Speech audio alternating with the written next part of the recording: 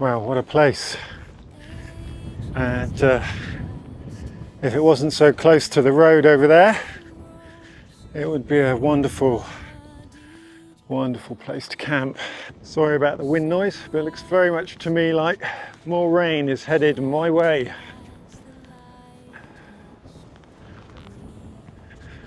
And that over there is where I think I'm going to be headed. I think that is Emsworthy Rocks.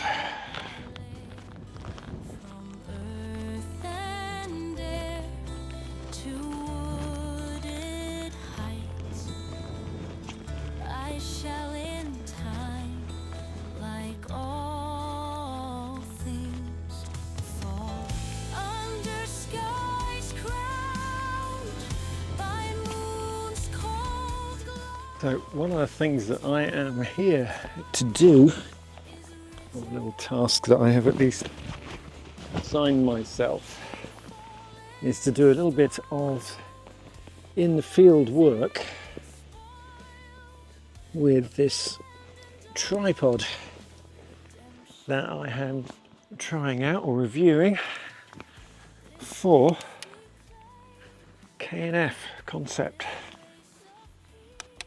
And so I have done a shortish video on it, and it was in a bit of a hurry because they had a kind of flash sale thing, and I only had like about 2 days to put the whole video together, and so I just kind of did a studio review of it.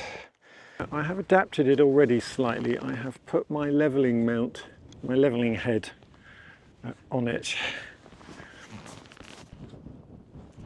So one of the things that I've really been quite enjoying about this tripod is the size of the controls on it. Now, they're really very practical. So you've got like this ring here, and it's just so easy compared to any other tripod I've had. When I want to put this center column up and down, it's just really easy to control this this ring, and whether you've got gloves on or not, that's going to be really good. So again, the size of the controls, this is a really good size control for the bull head, and similarly here for the panoramic side of things. And we've got a similar size knob on here for releasing the Arca Swiss plate. When your hands are cold and you've got big thick gloves on, that is going to be a real advantage. Another thing I've noticed, these little releases for the legs, they're brilliant, because one of the things that they do is you can pull it out and it will stay out. It sort of clicks in the out position. And again, none of my other tripods do that. You have to keep this the leg lock held in some manner or other, I think. Now, certainly at least on the Manfrotto one. Whereas with this one, you can just pull it out, undo it, and then it will eventually click back into place when you get to the fully open or closed position. I really like that. Nice feature. Now, I did weigh the tripod to compare it with my Manfrotto one. Give or take 13 grams without the leveling head on. They weigh the same. So they are both around about 1714, 750 grams, that sort of weight. I massively prefer these leg lock rings for the locking rings compared to the levers on the Manfrotto. The number of times I have hurt my fingers using the Manfrotto one, I just hate those. I hate those leg locks. These, again, they're a good size as well. So again, when you've got gloved hands and it's cold weather, that's where they're going to come into their own. it feels really solid. It's standing really solid despite the fact that it's in quite a strong wind there.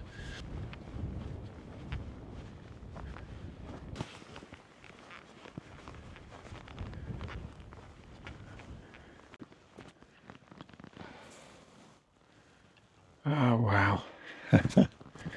It's just fantastic. I can't believe I have this place to myself at the moment. Everyone is at hay tour and saddle tour.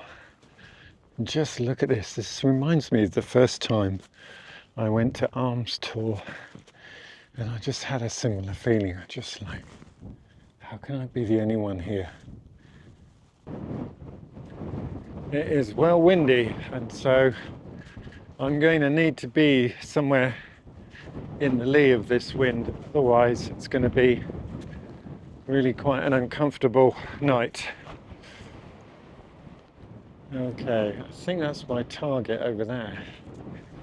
Now I have to give a shout out here to Sebastian Bevan, and do go and have a look at Sebastian's channel. Similar size to mine, I think, in terms of viewings, and so relatively small, but I think he comes up with some really interesting stuff. But I particularly want to give him a shout out here because it was this location that he revealed on one of his videos a 3 months back, and I dropped him a line and said that I thought that it could make a really good subject for light painting at night, and that's why I'm here. And I think this is the formation up here. You see, there is so much texture in the ground here and in the rocks. You can just see the way the light is glancing off these rocks here. Just look at that, the way the light is catching it. And if I can recreate some of that with some light painting and some stars in the background, it's gonna look absolutely fantastic. So I think there are a couple of compositions worth pursuing here, and one is from this position here, and the other option, I think, well, more than an option, definitely one to do, is from this position here. All of this foreground down here, it's full of textures. Unfortunately, quite a bit of it is sheep droppings, but there you go. It is what it is. That's nature for you. The textures in the rocks as well, the bracken, grasses, the tree itself, all of that lit up in torchlight. I think it's going to look nice. It's going to look good, and I will be back here later tonight.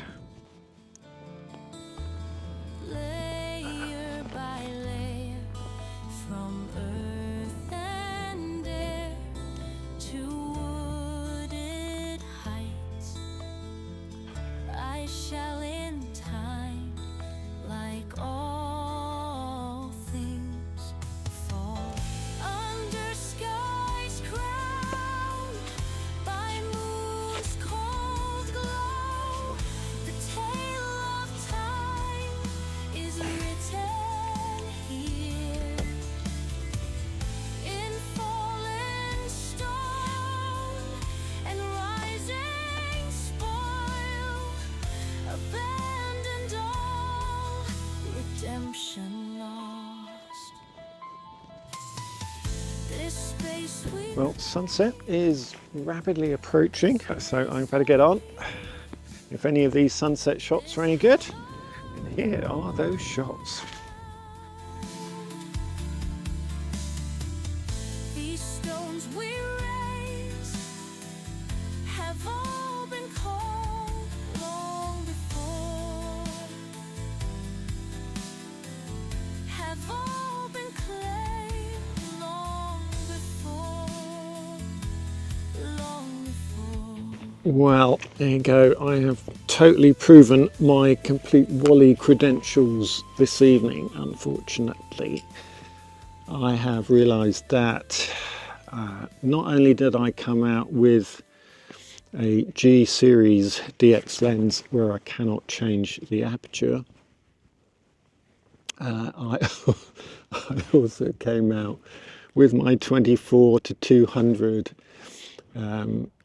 f4 to f6.3, and that means that I'm going to be severely limited this evening. I didn't bring either of my Z-mount wide-angle lenses, so I am a bit gutted. It would be a 2-mile walk there and back to the van. Fortunately, I am not attempting to shoot the Milky Way tonight. I am just attempting to do some light painting, and any stars will be a bit of a bonus, really. Anyway, hopefully I will get something decent out of it, and I'll catch you later.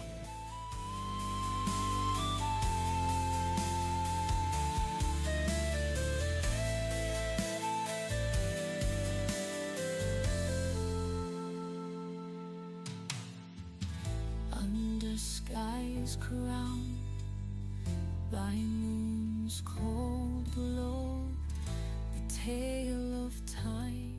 Okay, well, good evening. It is, it is evening. It's not yet morning. It is about 20 minutes to midnight, I believe, something like that. And it is therefore time for me to get out of my tent, which, as you can see around me, is billowing about because it's pretty gusty up here, pretty windy. It's, what is it now? It's about nearly 2.5 hours since sunset, and so although we haven't got true darkness, it will be dark enough for us to see some stars. It's only, I think, going to be dark enough for me to do some light painting.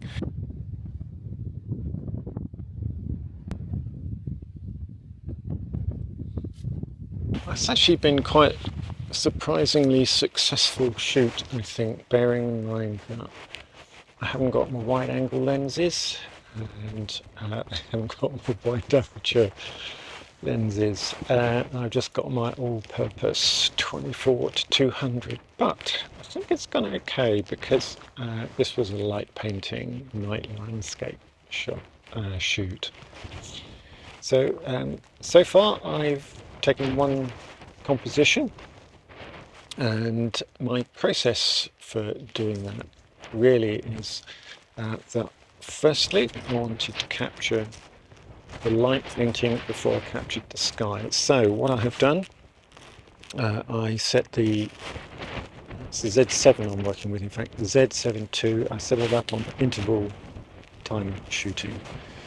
So once I was quite happy with my composition and sharpness, I set the camera to its widest aperture, which in this case is f4.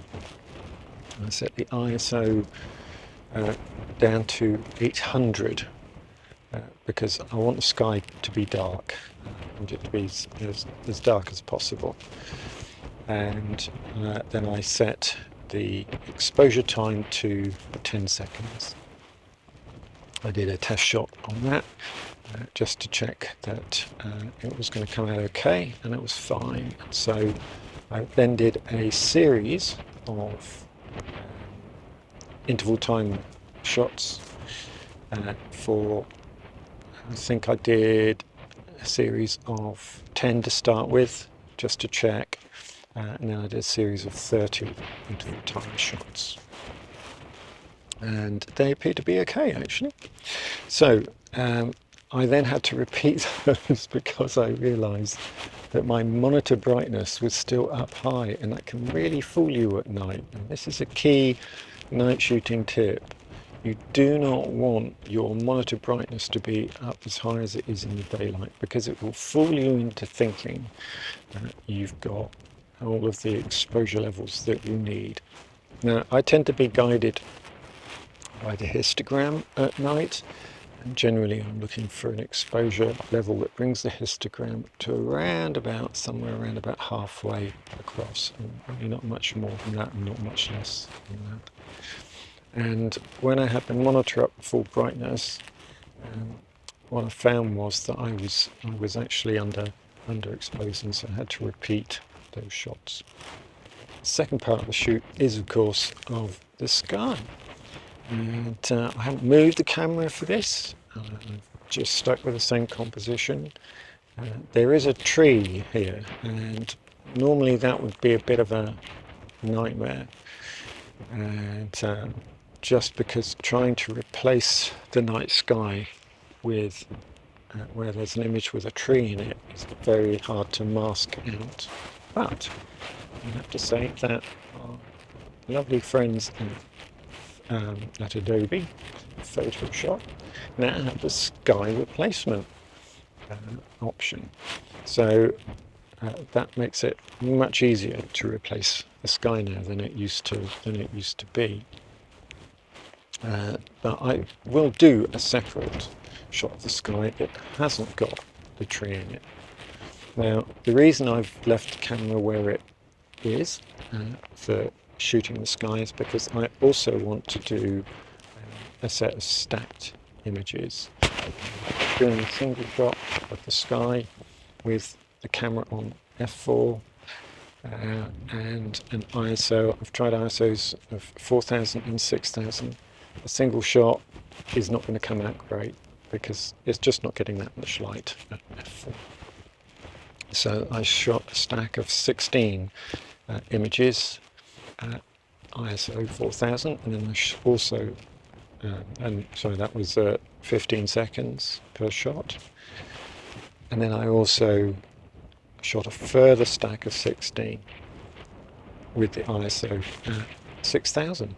So that's got me all the shots that I need to do from this position. So I'm now going to take the camera and the tripod, and I'm going to shoot the sky separately without the tree and these rocks in the image. And that's going to give me hopefully a nice clean sky that I can then do sky replacement with. So I have two quite different approaches there. I may even try a single image, but I just don't think I'm going to get a good enough result in terms of noise and particularly the number of stars that I'm going to be able to see in the sky with a single shot. Okay, I'm going to take this separate sky image, and if I've got anything else to report, I'll get back to you. Okay, so we've got a really interesting development there with the sky. So it has begun to cloud over, and so I did a test shot of the sky on its own, and actually it looks really quite impressive. It looks like a kind of blue hour shot with these clouds coming in, just sort of beautifully spread even around the sky. I'll just have to show you that. It's really difficult to describe, but if I can make a successful sky replacement with that, that would be amazing.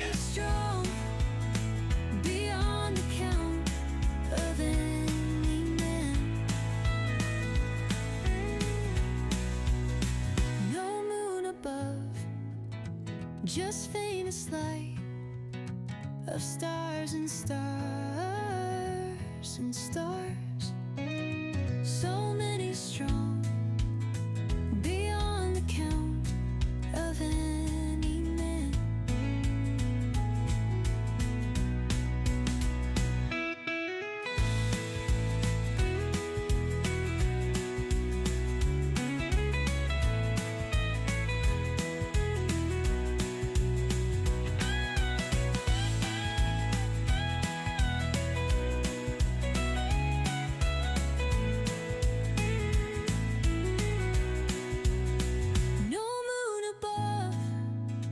Just faintest light of stars and stars, stars.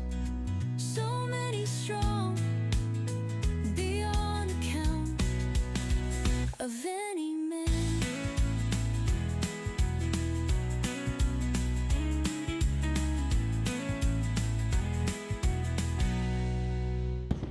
Yeah, dawn is at 5:20, which is exactly now. And we've got this sort of bank of low cloud on the horizon. There is some thin, wispy, high cloud, the occasional blob of kind of medium level cloud, but it's not really lighting up. So, yeah, what to do? I am surrounded by beauty, but there isn't always a photograph. This quiet place has called me here. Uphill I'll carry all the load.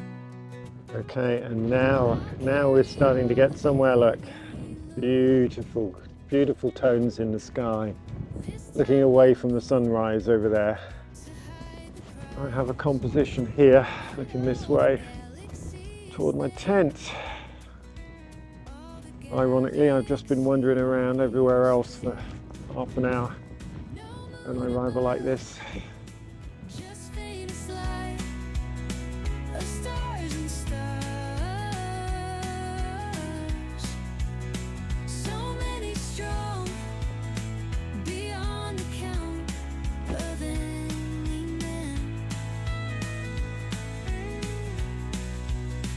No moon above, just faintest light of stars and stars.